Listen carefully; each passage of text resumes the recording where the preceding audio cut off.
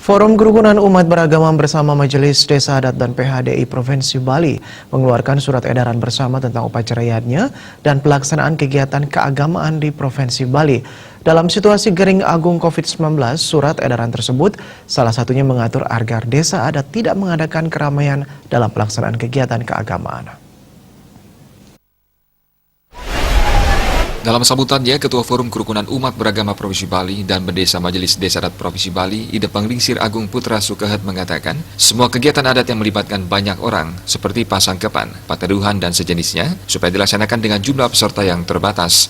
Dengan tetap menaati protokol kesehatan, surat edaran bersama dikeluarkan dengan mempertimbangkan penyebaran COVID-19 di sejumlah daerah, termasuk di Bali yang meningkat dengan tingkat kesembuhan yang rendah dan angka fasilitas yang naik.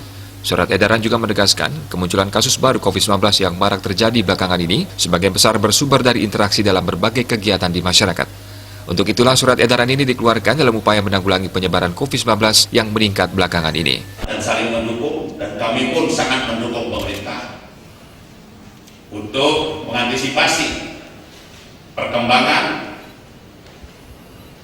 virus corona COVID-19 ini, baik di Indonesia khususnya di Bali yang cukup meningkat dan sudah tentu mengkhawatirkan kita semua apabila tidak bisa kita kendalikan kembali dengan baik.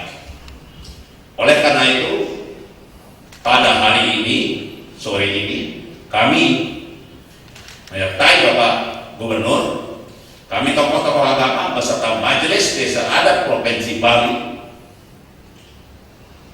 sudah membuat dan akan kami umumkan sekarang surat edaran untuk dalam hal mengendalikan pembatasan kegiatan keagamaan keramaian di Bali.